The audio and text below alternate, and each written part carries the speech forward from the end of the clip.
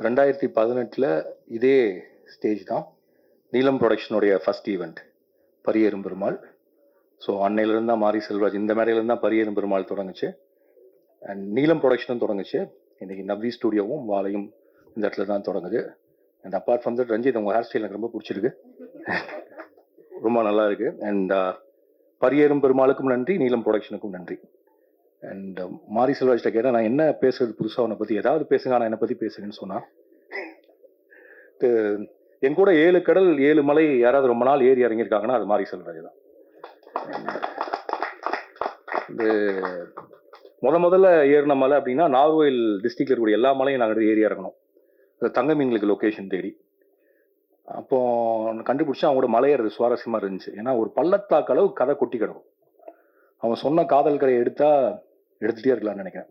அதுல ஒரு சின்ன பீஸ, ஒரு பாலியத்துல இருந்த ஒரு க்ரஷ்ஷை எந்த கிரிஞ்சும் இல்லாம ஒரு படம் பண்ணியிருக்கான். அதான் வாழை அப்படின்னு நான் நினைக்கிறேன்.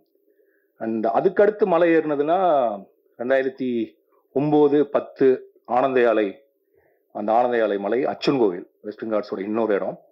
அதில் டென்ட் எடுத்துகிட்டு போகிறப்பவும் சரி, ட்ரெக்கிங் போனப்பவும் சரி, நைட் மழை பெஞ்சு அடுத்த நாள் ஷூட்டிங் நடக்குமா நடக்காதான்னு பயந்து நைட்டில் நான் தூங்காமல் உட்காந்துருக்கப்ப என் கூட உட்காந்துருந்தப்பவும் சரி, மாரி செல்வராஜ் எனக்கு கிடைச்ச பெரிய துணைவன், கம்பேனியன். அண்ட் அவன் இருக்க தைரியத்தில் எந்த மலையில் வேணாலும் இறங்கலாம். அதுக்கப்புறமும் இன்னொரு மலை இருக்கு, அது அதே தங்க மீன்களுக்கு 2012 ஏறினா வயநாட்டில் இருக்கிற செம்ப்ரா பீக். அது ஏறுறதுக்கு ஒரு 3 மணி நேரம் ஆகும், இறங்குறதுக்கு 2 மணி நேரம் ஆகும். Impossible to shoot. அது ஒரு ஆர்டின் ஷேப்ல ஒரு லேக் இருக்கும், அதனால அங்கே எடுப்போம். யாருக்கும் தோழன் இல்லைன்னு ஒரு பாட்டு, பட் எனக்கு ஒரு தோழனா இவன் கூட வந்தான். அண்ட் மேலே போய் நாங்கள் முதல் நாள் டென்ட்லாம் போட்டு 40 பேர் தங்கிட்டோம். சாயங்காலம் 6 மணிக்கு சாப்பாடு வரணும், அதுக்கப்புறம் வர முடியாது ஏன்னா யானை வந்துடும். பார்த்தா 6 ஆச்சு, 6:30 ஆச்சு, 6:45 ஆச்சு, சாப்பாடு வரல. மொத்தம் யூனிட்டும் நாளை காலையில் இறங்கிடலான்னு சொல்ல ஆரம்பிச்சாங்க. நம்மளுக்கு ஐயோ என்னடா பண்றது அப்படின்னு சொல்லிட்டு நான் சொன்னேன், நான் போய் கீழே பார்க்குறேன் அப்படின்னு சொல்லி இறங்க ஆரம்பிச்சப்ப என் கூட வந்து சேர்ந்துட்டு மாரி செல்வராஜ்.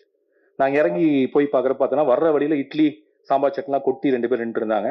அப்புறம் கீழே இறங்கி போய் புதுசாக ஒரு உணவை கண்டுபிடிச்சி வாங்கிட்டு நாங்கள் மேலே ஏறுறப்ப கிட்டத்தட்ட 8 மணி 9 மணி இருக்கும்னு நினைக்கிறேன். யானைகள் குளிரும் சத்தம் கேட்டுச்சு, நட்சத்திரங்கள் தெரிஞ்சிச்சு. அண்ட் அந்த இரவு என்னால் எனக்குமே மறக்க முடியாது.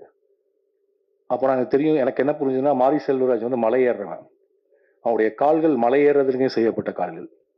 அவன் கரெக்டாக எந்த கல்ல கால் வைக்கணும், எந்த கல்ல கால் வைக்கக்கூடாது அப்படின்னு தெரிஞ்சவன்.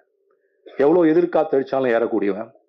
அண்ட் மலை ஏறுவதுங்கிறது கிட்டத்தட்ட சொல்ல போனால் அவனுடைய ஜீன்ல இருக்கு அப்படின்னு நான் நினைக்கிறேன். ஏன்னா அவன் தன்னுடைய முதல் படத்திற்காக பரியேறும் பெருமாள்ல கருப்பியை கூட்டிட்டு திரும்ப அச்சன் கோயில் மலையில ஏறினதுல இருந்து மலை ஏறிட்டே இருக்கான்.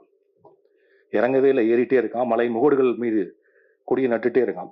ஏதாவது ஒரு மலையை மிகிடும் போது ஒரு சிறிய கொடியை நட்டிட்டு ஃபோன் பண்ணி, சார் அவன் நட்டிட்டு எனக்கு ஃபோன் பண்றப்ப வரக்கூடிய சந்தோஷம், இல்லாட்டி அவன் நட்டினதை பத்தி வேற யாராவது ஒருத்தர் எனக்கு ஃபோன் பண்ணி வரக்கூடிய சந்தோஷம்ங்கிறது வந்து அதை எப்படி வார்த்தையில சொல்றதுன்னு தெரியல.